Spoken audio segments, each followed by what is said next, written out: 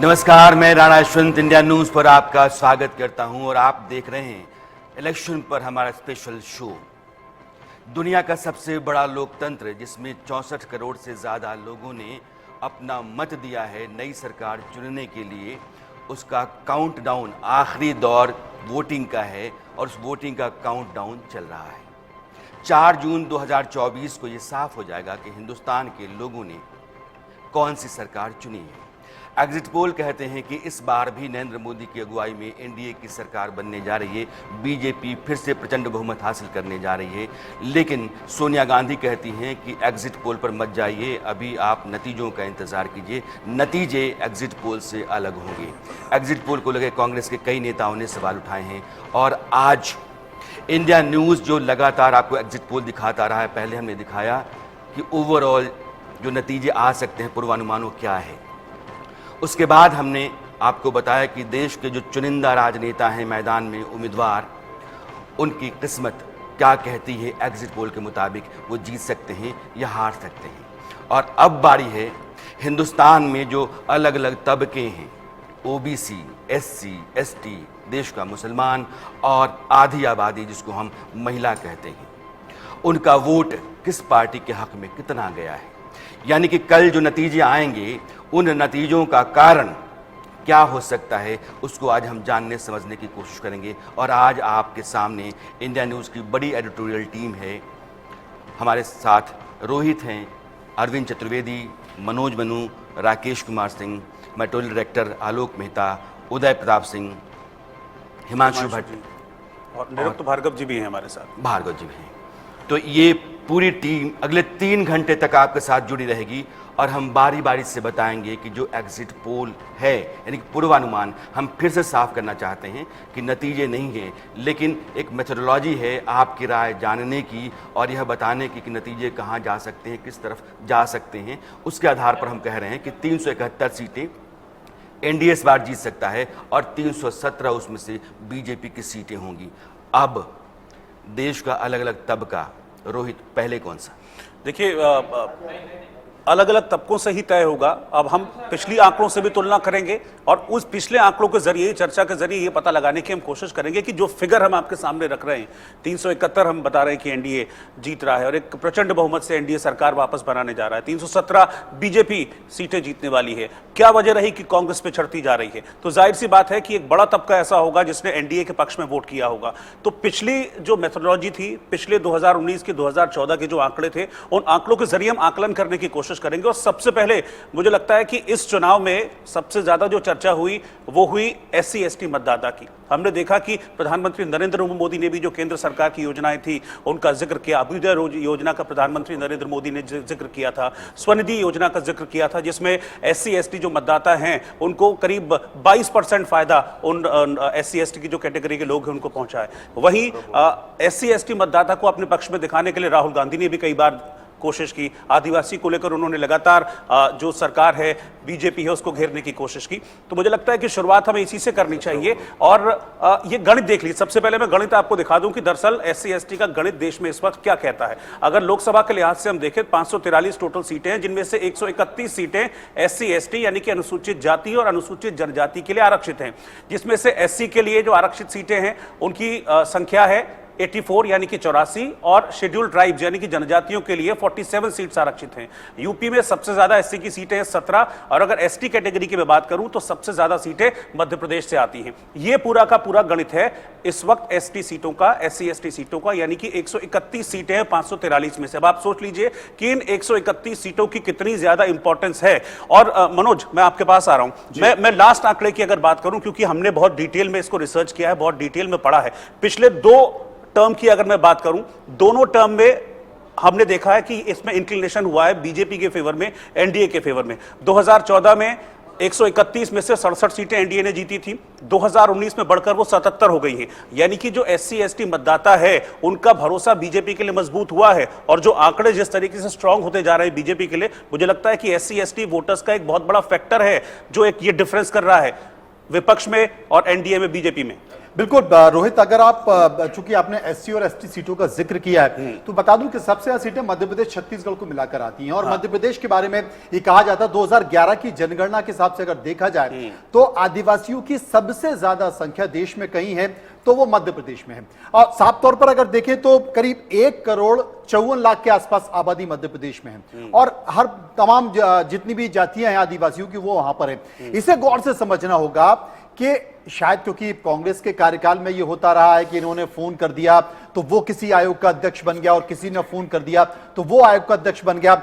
जो अनुसूचित जाति आयोग है, अनुसूचित जनजाति आयोग है, जो आदिवासी आयोग जिसे कहते हैं, पिछले 3 टर्म से वो मध्य प्रदेश छत्तीसगढ़ के पास, यानी कि नंद कुमार साहब चेयरमैन रहे एसटी कमीशन के और उनके साथ जो 22 चेयरमैन थी वो अनुसुईया उइके रही। उसके बाद आप जाइए कि फिर चेयरमैन कौन बना, हर्ष चौहान उसके चेयरमैन बने जो कि झाबुआ के रहने वाले हैं।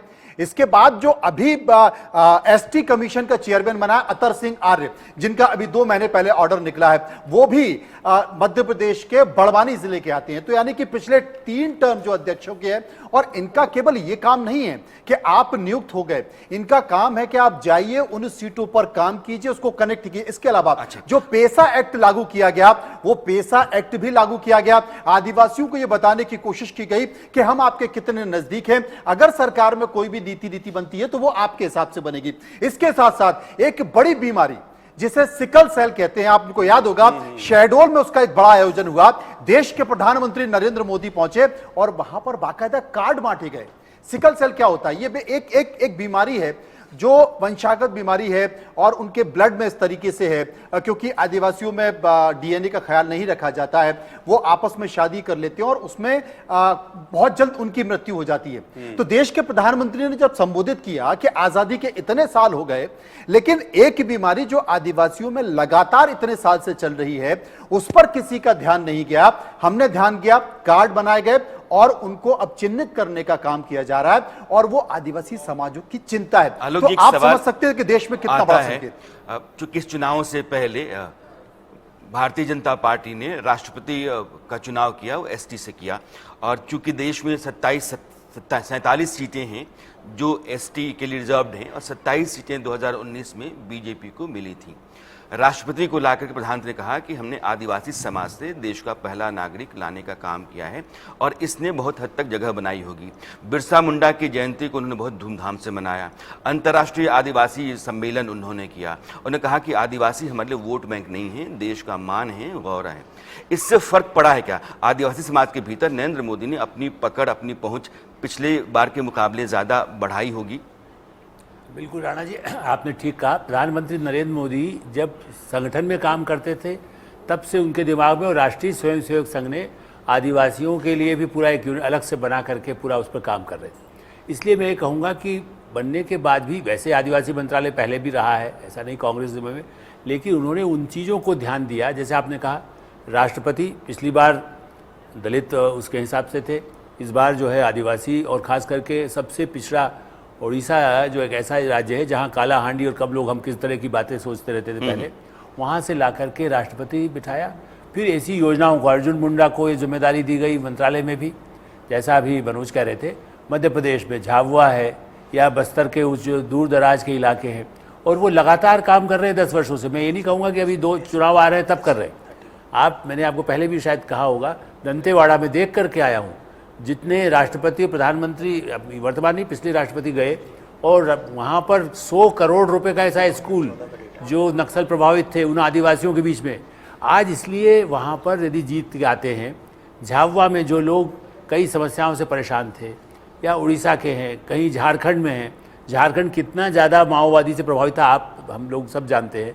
ऐसी स्थिति में झारखंड में नक्सल कहाँ दिखाई देते हैं? आदिवासियों ठीक है, जबकि जेएमएम का अपना समस्या रही है, आज भी समस्या है, लेकिन सत्ता में भी हो।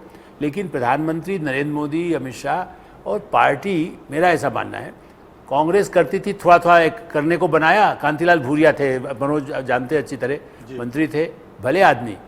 दिलीप सिंह भूरिया एक उनके बहुत पुराने थे, मंत्री नहीं बने, लेकिन वो सबसे सीनियर नेता थे झाबुआ एरिया के। उनको बिल्कुल नेगलेक्ट किया गया। उनकी बेटी इसलिए बीजेपी में कुछ साल पहले चली गई थी। मेरा ऐसा मन, निर्मला उनका नाम है भूरिया, तो ऐसी स्थिति में कांग्रेस ने निगलेक्ट किया, खाली उनको जैसे आप कहते हैं अल्पसंख्यक के लिए बना दिया सलमान खुर्शीद। अब वो उस तरह के अल्पसंख्यकों के बीच में विश्वास नहीं था। आदिवासियों में भी कांतिलाल भूरिया कोशिश की, लेकिन वो ऐसा नहीं कर सके। आज इसलिए पिछले 10 वर्षों में गुजरात, पिछले चुनाव में हमारे साथ हिमांशु जी बैठे, आपको बता देंगे थोड़ी देर में, कि गुजरात में लोग उम्मीद कर रहे थे कि आदिवासी इलाका इस बार राहुल गांधी और उनके असर में होगा। पिछला चुनाव यदि आप याद करेंगे जी, और बिल्कुल सबने माना था, लेकिन राजस्थान, उनमें ऐसा नहीं हुआ, बल्कि भारी बहुमत। राजस्थान का जिक्र किया क्योंकि उदय राजस्थान से होकर के लौटे हैं। उदय एक बड़ी आबादी राजस्थान में है जो आदिवासी समाज की है और वो अपना प्रभाव रखते हैं कई एक सीटों पर। आपने वहाँ आदिवासी समाज के बीच में जो राय जानी समझी, वो क्या कहती? जी बिल्कुल राणा जी, अगर हम बात करें तो जैसे आप बता रहे थे कि ये मध्य प्रदेश में सबसे ज़्यादा सीटें हैं, मगर मध्य प्रदेश तक ही सीमित नहीं आदिवासी राजनीति जो है।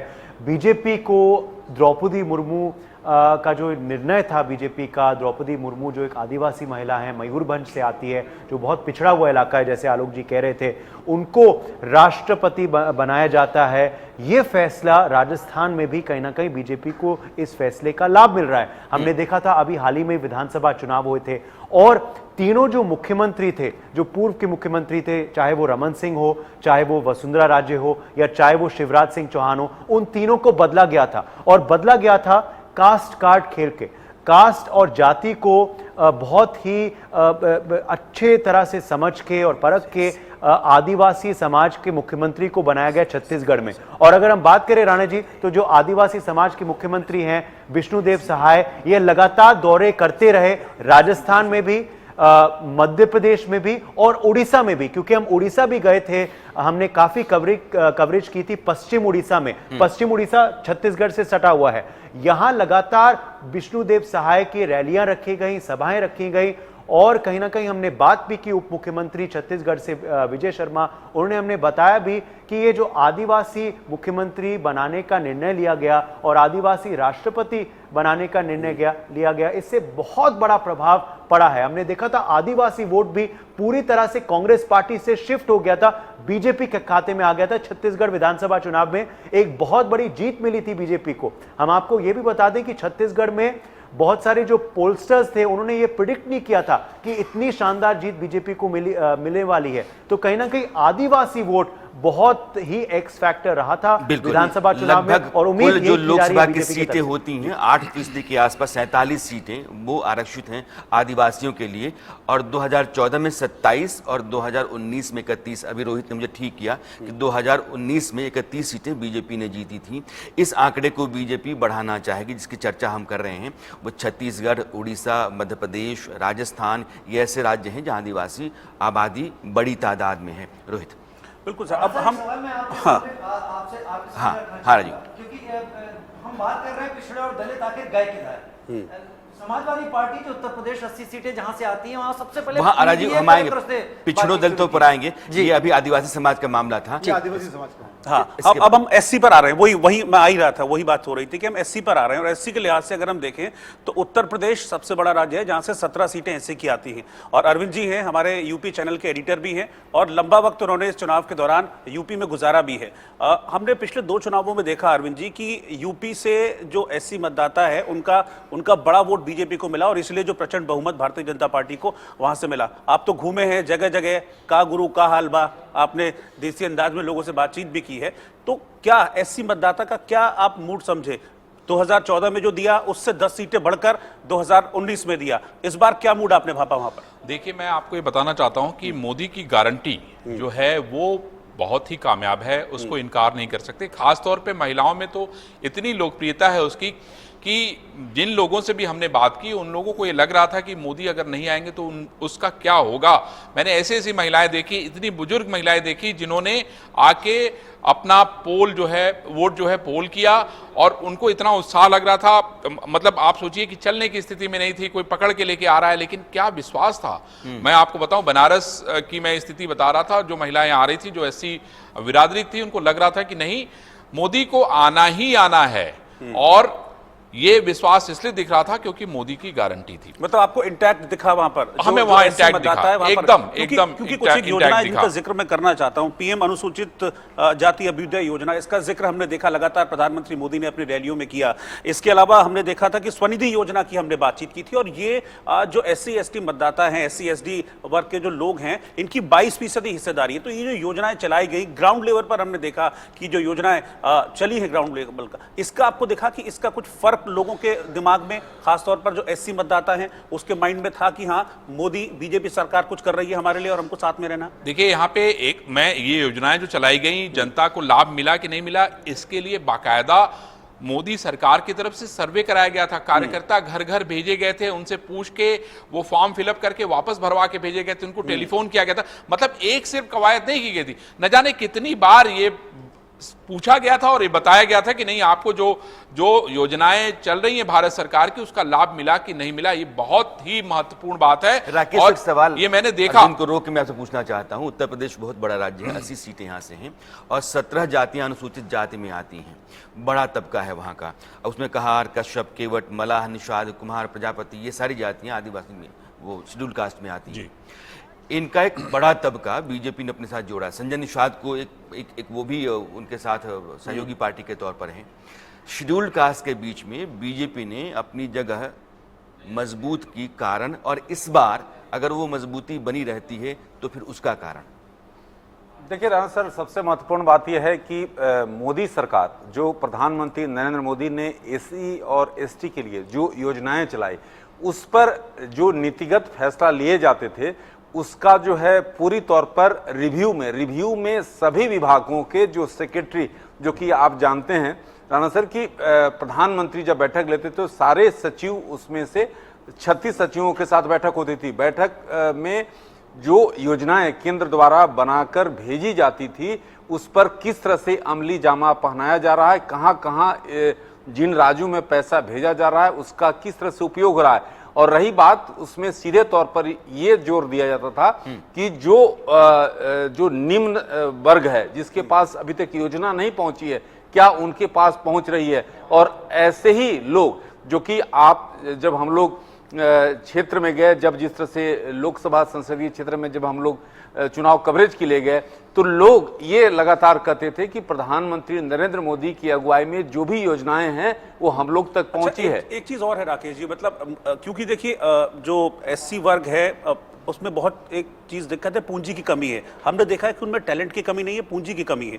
तो जो स्वनिधि योजना है, मुझे लगता है कि इसने बहुत ज्यादा एक डिफरेंस किया, क्योंकि छोटे छोटे लोन इस स्वनिधि योजना के तहत ऐसे लोग जो SC वर्ग से आते हैं उनको बांटे गए, ताकि वो अपना कुछ कारोबार शुरू कर सके। एक पूंजी की कमी उन लोगों के पास रहती है, पूंजी उनके पास नहीं होती है। तो मुझे लगता है कि इस तरह की योजनाएं जो कि डायरेक्टली हिट करती हैं, अब देखिए किसी को लोन मिलेगा, वो अपना कुछ कारोबार शुरू करेगा, घर चलाएगा, तो जाहिर सी बात है सिर्फ उस पर नहीं, पूरे परिवार पर फर्क पड़ेगा। तो मुझे लगता है कि ये जो छोटी एक योजना जो मोदी सरकार की तरफ से चलाई गई, इसके पीछे एक सोच बहुत बड़ी थी। उस योजना ने एक मुझे लगता है कि एक बड़ा इंपैक्ट इसमें डाला है, और यही वजह है कि जो SC मतदाता 2014 में भी साथ था, 2019 में बढ़ा, वो इस बार मुझे लग रहा है कि और मजबूती से मोदी सरकार के साथ आया है, क्योंकि जो योजनाएं चलाई गई हैं उसने डायरेक्ट बेनिफिट पहुंचाया है इस वर्ग को।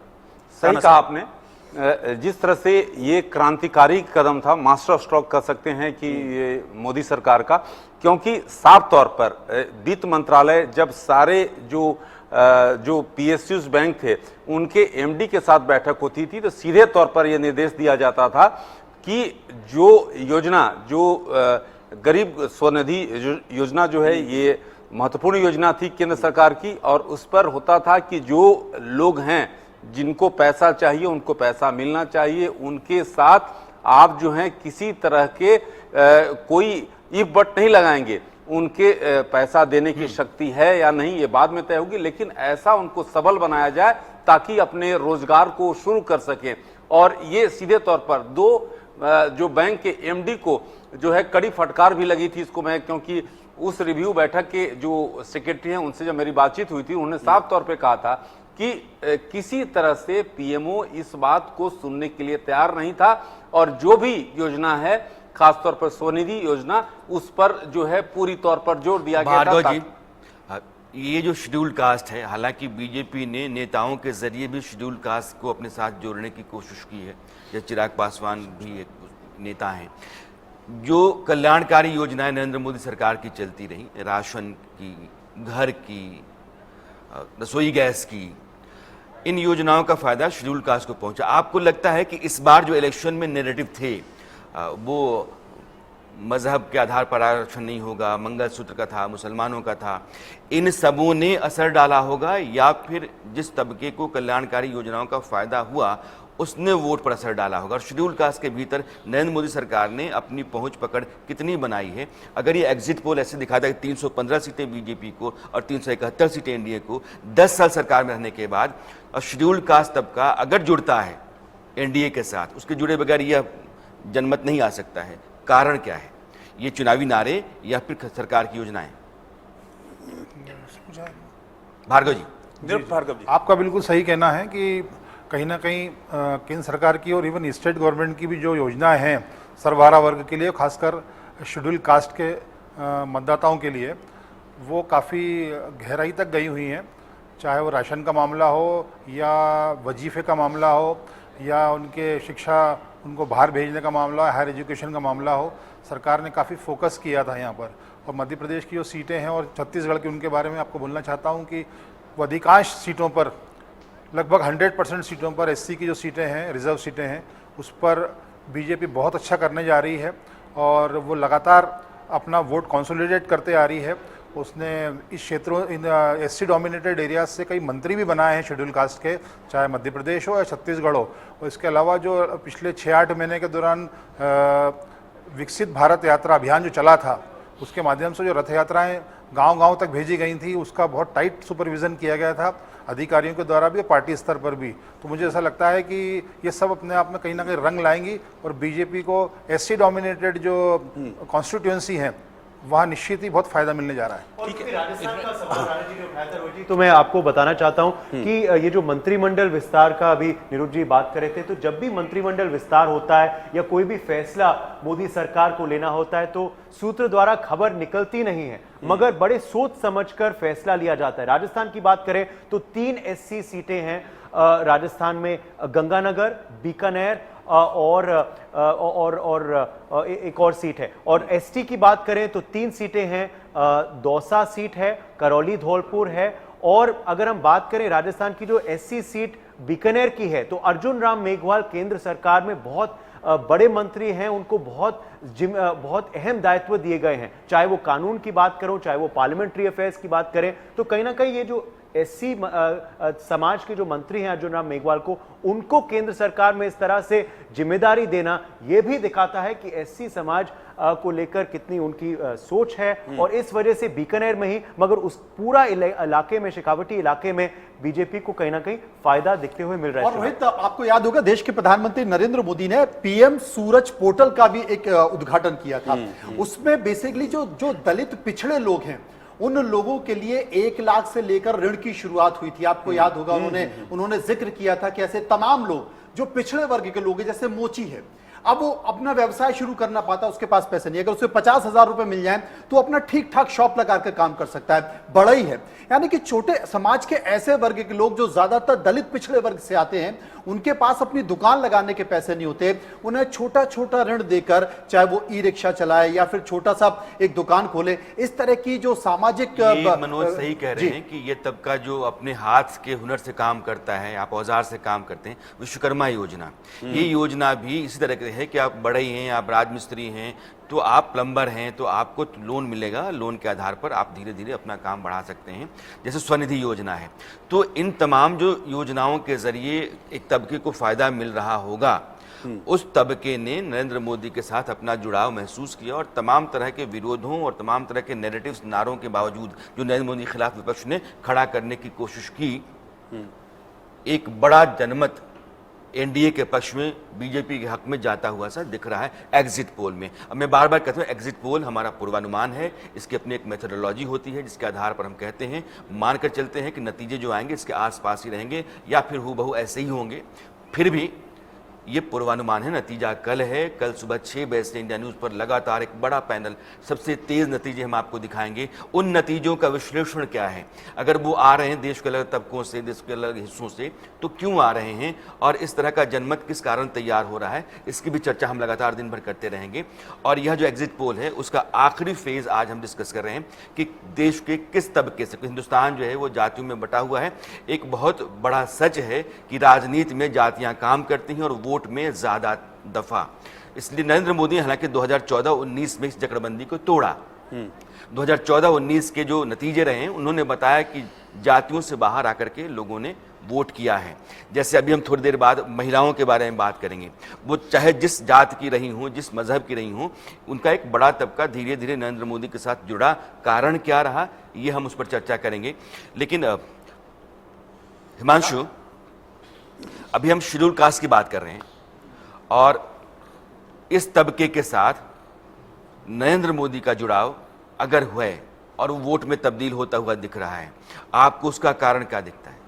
ग्राउंड के ऊपर delivery, on ground delivery is very very important, बहुत मायने रखता है वो।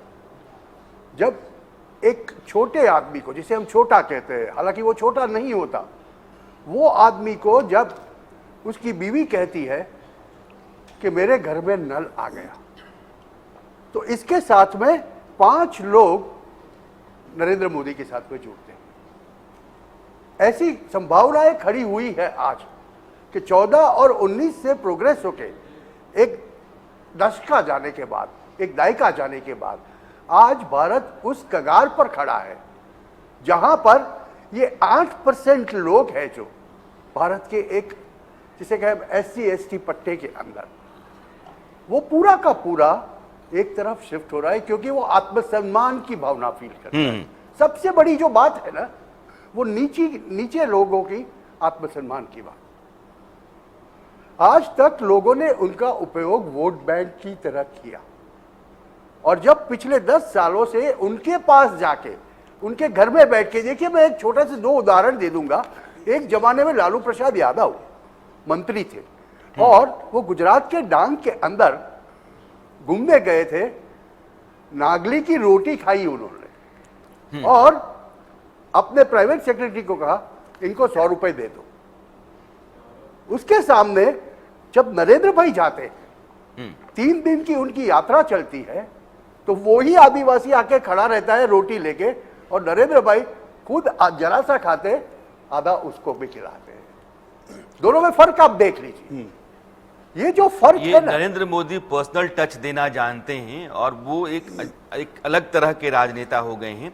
उन्होंने लोगों से अपने जुड़ाव लगाव को अलग रास्ते से महसूस कराया है। मतलब एक संकेत देखिए कि अगर एक छोटे से दलित को अगर वो खिला भी रहे हैं नहीं, तो फिर देश का राष्ट्रपति भी Exactly. रामनाथ कोविंद को बना रहे हैं, वो भी एक संकेत दे रहे हैं, भरोसा। और उसका उदाहरण सिर्फ देखिए, द्रौपदी मुर्मू आती, हाँ। अयोध्या में आप देखिए मजदूरों के साथ बैठ के खाना खाना, काशी विश्वनाथ मंदिर में आप देखिए किस तरीके से मजदूरों के साथ बैठ के खाना खाना। उसके अलावा जो आप दलितों की बात कर रहे थे, ओम प्रकाश राजभर कितना बड़ा डेंट किया था 2019 के चुनाव में। पूरी पूर्वांचल में तकरीबन 5 सीटें बहुजन समाज पार्टी जीत गई थी और 1 सीट जो है वो समाजवादी पार्टी आजमगढ़ में जीत गई थी। आज ओम प्रकाश राजभर किसके साथ हैं? वो भारतीय जनता पार्टी के साथ हैं। संगीता आजाद बलवंत लालगंज से बहुजन समाज पार्टी के टिकट पे चुनाव लड़ी थी, आज वो किसके साथ हैं?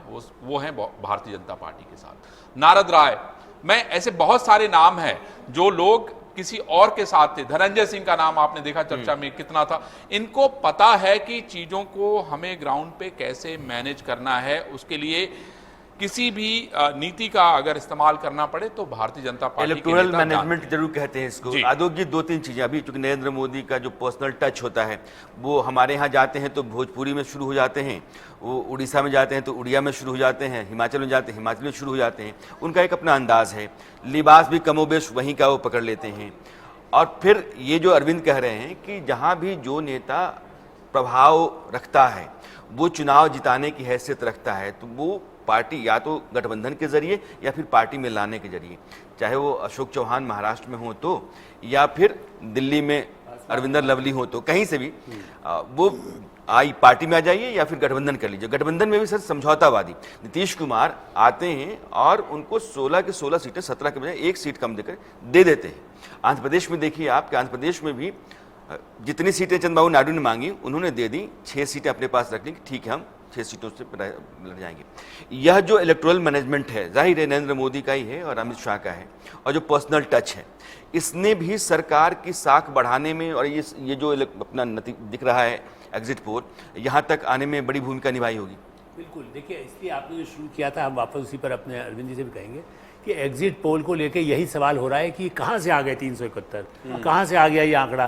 भाई आंकड़ा कोई हमने आपने किसी ने कंपनी ने एक रातों रात तो नहीं बना करके दे दिया।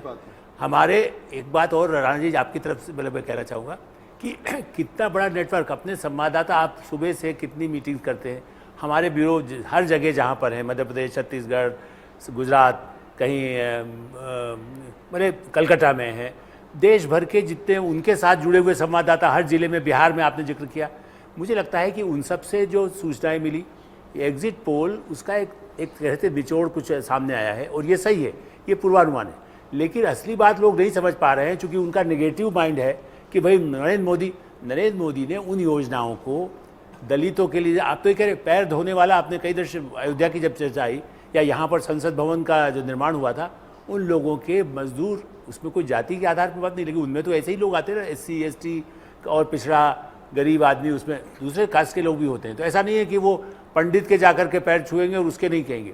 महिलाओं के आप उड़ीसा में देखें तो जिससे एक पर्सनल टच, साथ में उन योजनाओं की मॉनिटरिंग राकेश जी बराबर कवर भी करते हैं।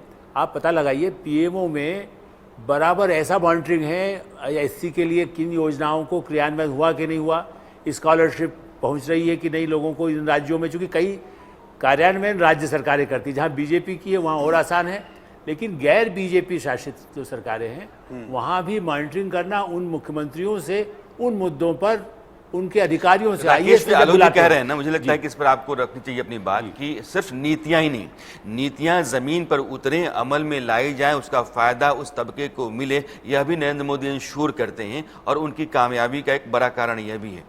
देखिए राणा सर, जिस तरह से योजनाएं बनती हैं उसको लेकर जब खाका तैयार होता है उसके बाद अधिकारियों के साथ बैठक होती है कि स्टेट के साथ किस तरह से कोऑर्डिनेशन होगा, साथ ही साथ योजना अगर जो पैसा पहुंच रहा है वो कितने उन लोग तक पहुंच रहा है जो कि योजना जिस तक पहुंचना चाहिए।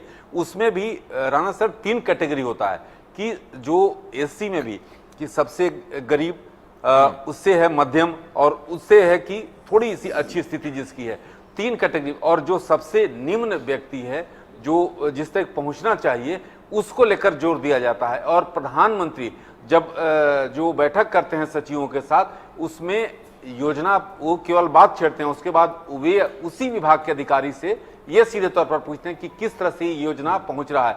उसके बाद वे एक अच्छे श्रोता की तरह पूरी बातों को सुनते हैं, उसके बाद उसमें इंटरफेयर करते हैं कि नहीं इस योजना इस प्रदेश में ऐसे पहुंचनी चाहिए थी या नहीं पहुंच पा रही है। तो ये देश का प्रधानमंत्री है और नरेंद्र मोदी जिस तरह से बारीकी से अफसर ब्यूरोक्रेसी को जिस तरह से जानते हैं और वो जानते हैं कि किस योजना को कैसे पहुंचाना है और इसमें ब्यूरोक्रेसी कितना बड़ा रोल अदा कर सकता है, साथ ही साथ अगर विपक्ष की सरकार वहां है तो वहां हमें कैसे काम करवाना है। तो देखिए नीति तो है ही, मुझे लगता है कि एक नियत भी है, एक पर्सनल टच जिसकी मैं बात कर रहा हूं। अब हमारा संसद भवन जैसे बना तो उसमें मजदूर काम कर रहे थे, उन मजदूरों के पास जाकर उनसे मिलना। अब मजदूर कहा करते थे सब लोग, लेकिन उन्होंने नया नाम दिया श्रमजीवी। मतलब आप समझ रहे हैं कि इस चीज से कितना बड़ा इंपैक्ट पड़ता है। किसी को आप मजदूर कह रहे हैं, कुछ भी कह रहे हैं, आपने नया नाम दिया एकदम से श्रमजीवी, तो क्या एकदम से सम्मान आपका उन प्रधानमंत्री के लिए मन में आएगा? आपको पता चलेगा कि हाँ देखिए ये शख्स सिर्फ कहने के लिए नहीं कह रहा है, ये शख्स हमको कर रहा है। अब जैसे दिव्यांग, पहले जैसे अपाहिज कहा करते थे, अब दिव्यांग नाम दिया नया। तो ये सब चीजें हैं कि ये नियत तो नीति तो है ही, लेकिन हाँ लेकिन एक पर्सनल टच भी बनाया, एक पर्सनल कनेक्ट उन्होंने बनाया। रोहित आपने सही कहा, इसलिए इस पर चर्चा करना जरूरी है कि जब प्रधानमंत्री नए संसद भवन का जब वे उद्घाटन करने पहुंचे थे तो जिस तरह से वहां पर जो काम करने वालों जिसका श्रमजीवी उन्होंने नाम दिया, उन्होंने सभी लोगों से बातचीत की, सभी लोगों से। देखिए बड़ी बात होती है कि सभी लोगों से, और आपके परिवार कैसा है, कितना पैसा मिल रहा है, ये टच क्या आप लोग खाना किस तरह से खाते हैं, कब खाते हैं, साथ ही साथ आपके बच्चे क्या कर रहे हैं, इस तरह की जो पर्सनल टच है और यही प्रधानमंत्री नरेंद्र मोदी के और दूसरे प्रधानमंत्री से अलग करता है। आप देखिए ना योजनाओं का लाभ, देखिए योजनाएं पहले भी बनती रही हैं, ऐसा नहीं कि पिछली सरकारों में योजना नहीं बनी, लेकिन योजनाओं का लाभ कैसे मिल रहा है, पब्लिक से कैसे उन लोगों से इंटरेक्ट करना है। अब घर की चाबी देना कोई भी जाके अफसर किसी को दे सकता है, बड़ी बात लेकिन बताना वहां चाहता PM हूं, डायरेक्ट जो संवाद सोशल करते हैं। जस्टिस राहुल रोहित, एक बड़ी बात बताना चाहता हूं, जो सोशल जस्टिस मिनिस्ट्री है, सामाजिक न्याय मंत्रालय है, सामाजिक न्याय मंत्रालय ने बाकायदा एक ड्राफ्ट तैयार किया है। वो लागू होगा नहीं होगा ये कैबिनेट तय करेगी, प्रधानमंत्री नरेंद्र मोदी तय करेंगे कि जो प्राइवेट सेक्टर है उस प्राइवेट सेक्टर में भी दलितों को आरक्षण दिया जाए। इसका ड्राफ्ट बाकायदा बना हुआ रखा हुआ है, इसकी कई दौर की बैठकें हो चुकी हैं और ये सामाजिक न्याय मंत्रालय इस पर काम भी कर रहा है। तो एक बड़ा संकेत ये भी है। एक राजीव से मेरा सवाल है, राजीव, चूंकि अयोध्या के समय आप बहुत लंबे समय तक राम मंदिर, रामलला की प्राण प्रतिष्ठा से पहले थे और अयोध्या में जो कुछ भी चल रहा था उसको आपने कवर किया और बड़े पैमाने पर कवर किया। विपक्ष एक सवाल उठाता रहा कि अयोध्या में एक ही तबके को बुलाया गया, लेकिन मुझे लगता है कि जैसे कामेश्वर चौपाल जिन्होंने पहले शिलान्यास करवाया गया था, जिनके जरिए वो भी थे वहाँ, और हिंदू समाज का लगभग हर तबका राम मंदिर के आयोजन में बुलाया गया था और उस आयोजन से बहुत दिन पहले से अयोध्या में थे। यह जो अभी एग्जिट पोल हम देख रहे हैं, नरेंद्र मोदी की सरकार के लौटने की आहट अब तेज होती जा रही है। अयोध्या ने शेड्यूल कास्ट तबके को जोड़ने में और इस नतीजे तक पहुंचाने में बीजेपी कितनी मदद की होगी?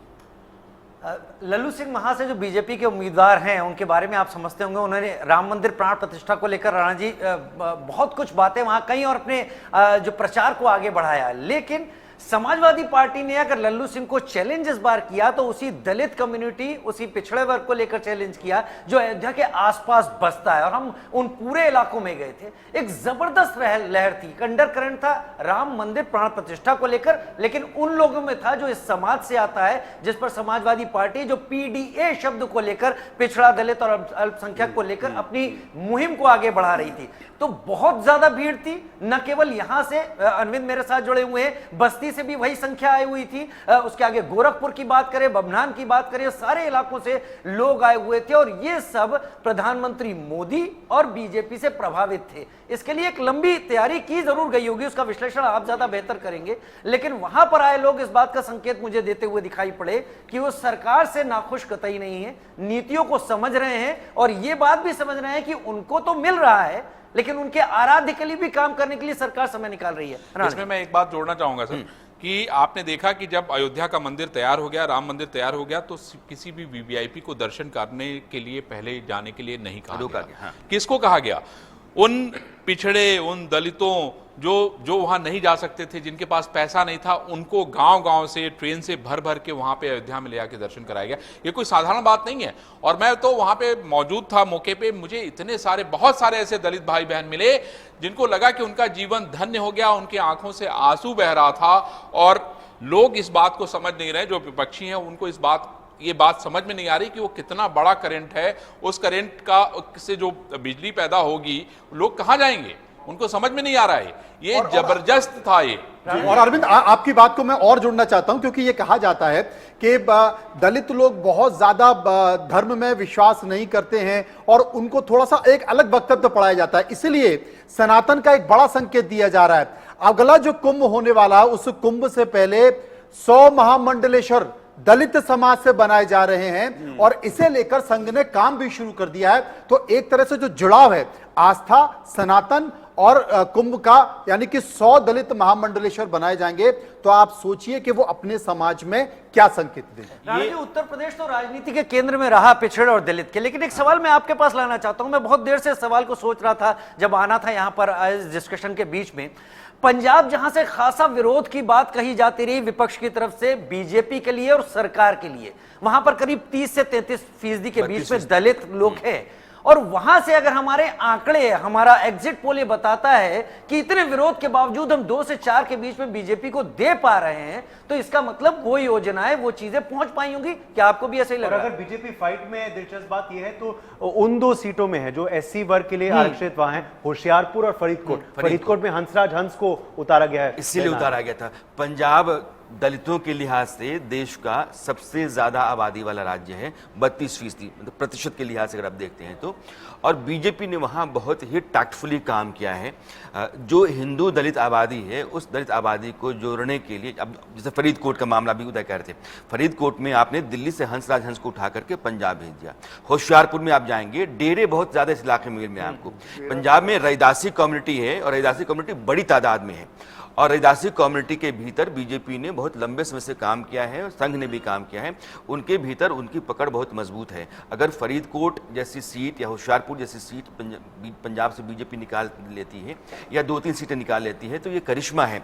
जैसे तमिलनाडु और केरल, इन दोनों राज्यों से बीजेपी को 2 सीट भी आ जाती है, तमिलनाडु से 2, केरल से 2, पैन इंडिया इंपैक्ट रखने वाली पार्टी होगी, यानी कि समूचे भारत में। तो सिर्फ उत्तर भारत की पार्टी नहीं कही जाएगी। संसद में कोई खड़ा होकर के ये नहीं कह सकता है कि ये जिस इलाके में गायें होती हैं उसी इलाके की पार्टी है, बल्कि वो जो द साउथ वाला नैरेटिव था उसको नरेंद्र मोदी काटने की कोशिश में है और लंबे समय से हैं। और इस बार देखिए कि उन्होंने जाकर कन्याकुमारी में साधना की, वो भी संकेत है कि उत्तर और दक्षिण यह दोनों जो है वो बीजेपी के लिए एक हैं और नरेंद्र मोदी सेतु के तौर पर दोनों के बीच में काम कर रहे हैं। इसलिए पंजाब से जोड़ दें, क्योंकि रोजगार जो है दलितों को, आदिवासियों को कैसे उनको स्वरोजगार के लिए प्रोत्साहित किया जाए, कितनी ऐसी योजनाएं बनाई गई। जैसे शिक्षा के लिए भी छात्रावास उनके लिए अलग से बने, उनके लिए ऐसे स्कूल आदिवासी और ऐसी उनके लिए विद्यालय अनुसूचित जाति जनजाति के लिए, ये एक बहुत बड़ा काम है। एक आगे लाने के लिए आप यदि दिल्ली, ये जो नोएडा में हाट लगा था जी, वहाँ जाएं, दलित महिलाएं कैसे आकर के वहाँ अपना ही, जैसे कहते हैं वो लखपति दीदी वाला, उसमें भी दलित महिलाएं आई हैं, उन लोगों को कैसे स्वरोजगार में डालें ताकि आत्मनिर्भर होकर के जो आत्मसम्मान उनका है, उनका कहना है कि, और वो इस एग्जिट पोल में दिखाई दे रहा है, जो वोट जो मिल रहा है या कल मतदान के बाद भी मालूम पड़ेगा, उन इलाकों से महिलाओं में वो जो दलित महिलाएं हैं, वो जो पिछड़ी महिलाएं हैं, उनका बड़ा जम करके, केवल मंदिर की आस्था की बात नहीं है, वो इसलिए कि उनको लगता है कि मुझे सशक्त बनाया गया। आप आश्चर्य करेंगे, हम इस पर मुझे याद आया जी, एक काम जो कहते हैं ना घरों में काम करने वाली महिला, लिफ्ट में पता चला कि वो अपने वीडियो बना करके मोदी जी के बारे में, हम शायद वीडियो बनाने अच्छे लोग नहीं बना पाएंगे, वो वीडियो बना करके कोई गाना उसके साथ लगा करके अपना गा रही। इससे पता चलता है कि जो काम करने वाले लोग हैं उनको लगता है कि नहीं इनके लिए करना है। दिल्ली की महिलाएं, यदि दलित भी यहाँ भी बहुत हैं, और उनमें जो काम कर रही हैं उसको इतना आत्मनिर्भर बनाना भी वोट दिलाने में सहायक होता है। एक बार फिर जाति की राजनीति को नरेंद्र मोदी ने तोड़ दिया, क्या आप यह कहना चाहते हैं? हाँ, एकदम से, मैं तो कहूँगा एकदम से जातिवादी राजनीति को इन्होंने 10 साल में ध्वस्त किया है। और अभी जो 4 जाति उन्होंने बना दिया ना, वो 4 जातियां एकदम पूरे भारत के, ये एक रणनीति है, ये बहुत सही चल रहा है। जातियों की जकड़बंदी से हिंदुस्तान आसानी से नहीं निकल सकता है, नरेंद्र मोदी समझते हैं। इसलिए जो चुनावी गठबंधन या चुनावी रणनीति होती है उसमें जातियों को वो जगह दी जा रही है, लेकिन इस कोशिश में है कि धीरे धीरे इन जातियों को आप हाशिए पर लेकर चले जाएं और 4 जो जातियां वो कहते हैं कि ये गरीब है, नौजवान है, किसान है, महिला है, इसी के आधार पर हिंदुस्तान आगे बढ़े। और जैसे ही बढ़ेगा वैसे ही आप मानिए कि ये जो जातियों से बाहर निकल के राजनीति आ जाएगी, तो जाति के आधार पर जिन लोगों की राजनीति चलती रही है, जितनी वंशवादी पार्टियां हैं और जितनी परिवारवादी पार्टियां हैं वो सब जातिवादी हैं, ये हमेशा दिखेगा। चाहे वो फारूक अब्दुल्ला ही हो, फारूक अब्दुल्ला की जात क्या है कि वो कश्मीरियत और वहाँ के मुसलमानों के नाम पर करते हैं। लालू प्रसाद यादव की अपनी एक जाति है, मुलायम सिंह अपनी एक जाति है। तो जाति के आधार पर जो राजनीति चलती रही है वो खुद ब खुद धराशायी हो जाएगी, खत्म हो जाएगी। यह समय धीरे धीरे आगे जैसे बढ़ता जाएगा वो जातियों की आवाज़ आप मध्यम होती चली जाएगी और यह 4 जातियां आगे होती चली जाएंगी, क्योंकि इसी में नरेंद्र मोदी अपने 2047 तक की योजना देख रहे हैं। अब आलोक जी, नेहरू जी के बाद मुझे लगता है कि कोई दूसरा प्रधानमंत्री ऐसा होगा जो लगातार 3 बार चुनाव जीतेगा। और नेहरू जी चूंकि हिंदुस्तान आज़ाद हुआ उसके बाद उनके पास प्रधानमंत्री बनने का मौका मिला, पूरा हिंदुस्तान कांग्रेस का था, कांग्रेस ही एकमात्र पार्टी थी, बाकी मैं छोटी मोटी दलों को छोड़ दूं तो सोशलिस्ट पार्टी वगैरह को। इंदिरा जी के पास एक विरासत मिली, नरेंद्र मोदी के पास कुछ नहीं है, एक पार्टी है, संगठन है, और जो स्थितियां पहले से चलती आ रही हैं, जो राजनीति रही है, जो शासन रहा है, उसके मुकाबले में अपने आप को बड़ा करते जाना है और सामने वाले को छोटे करते जाना है। और उसमें रीजनल पार्टीज भी जो 89 के बाद खड़ा हुई पनपी, तो चुनौतियां बहुत ज़्यादा थी। धारा के खिलाफ नरेंद्र मोदी को चलना था और धारा के साथ चलने में और खिलाफ चलने में बहुत अंतर होता है। नरेंद्र मोदी अगर इस बार आते हैं फिर से, तो नरेंद्र मोदी की पर्सनालिटी, नरेंद्र मोदी के कौशल, नरेंद्र मोदी के नेतृत्व, इन तीनों चीज़ों को आप कैसे आंकेंगे? देखिए राणा जी, बहुत महत्वपूर्ण सवाल है, क्योंकि ये तो तय है कि नरेंद्र मोदी फिर से सत्ता में आ रहे हैं। जितने अभी तक की सारी रिपोर्ट्स और इसीलिए काम हो रहा है। आज ये भी सवाल किया गया कि वो आएंगे क्या। मेरा ऐसा मानना है कि नेहरू और इंदिरा गांधी के बाद, बल्कि कई बार लोग कहते भी हैं, अरे इनके कुछ नीतियाँ तो बिल्कुल ही ऐसा लगता है कि पुराने उस हिसाब से जा रही हैं। जी, कम्युनिस्टों का खात्मा पार्टियों का उस तरह से धीरे धीरे हो रहा है। एक आध दो राज्यों में बची हैं, एक केरल में बची है। ऐसी स्थिति में नरेंद्र मोदी उस तरह से उभर के आ रहे हैं, विश्व में जो उनको स्वीकार्यता हो रही। भारत में ऐसे सभी वर्गों को लेना, सभी राज्यों को, पूर्वोत्तर को ध्यान में दिया गया।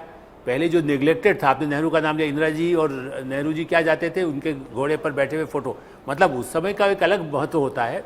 लेकिन वो केवल सैर करने या छुट्टियां मनाने जा रहे हैं, चूंकि कश्मीरी हैं उस समय कितने। लेकिन इन्होंने क्या किया, वहाँ लोग कहते हैं ना, अभी खड़गे जी ने आलोचना की थी, वो जहाँ जाते ड्रेस पहन लेते। अरे भाई, वो तो वो लोग भी करते थे। ये जा करके यदि नागालैंड जा रहे हैं या कश्मीर जा रहे हैं या हिमाचल जा रहे हैं या उड़ीसा जा रहे हैं, तमिलनाडु जा रहे हैं, उस तरह के लोगों को साथ में खड़ा करना।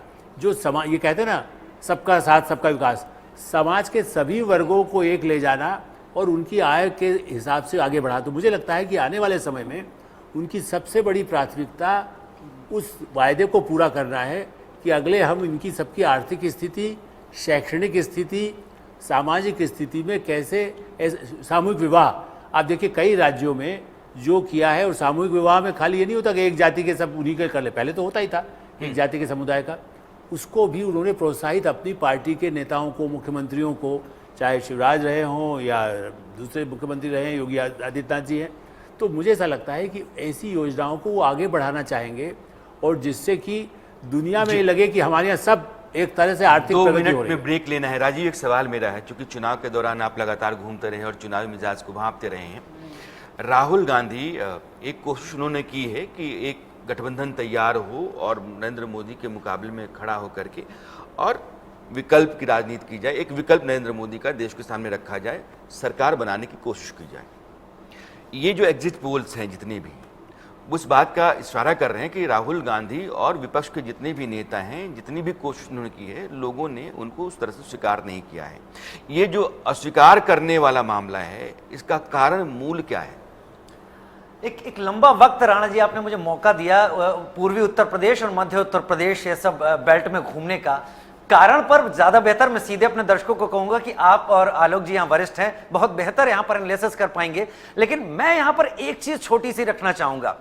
मैं उस 400 पार की बात को यहां पर बीच में लाकर रखूंगा। आगरा की बात करूं, मथुरा की बात करूं, या गाजीपुर की बात करूं, गोरखपुर की बात करूं, अयोध्या, कहीं भी मैं बात करूं, एक अजीब सा था। गांवों में लोग ये बात करते थे कि जीतेगा हारेगा कौन, ये बात छोड़ो, 400 पार होगा कि नहीं होगा। और ये कई जगह सामने आया, तो एक नैरेटिव सेट हो चुका था। लोग बात करने लगे थे केवल इसी के लिए कि ऐसा होगा या नहीं होगा, और उसमें विपक्ष कहीं खोता चला गया। अब आपको ये जानना है कि देश की महिलाएं और देश का पिछड़ा तबका, यानी ओबीसी, उन्होंने किस पार्टी के हिस्से में कितना वोट दिया होगा।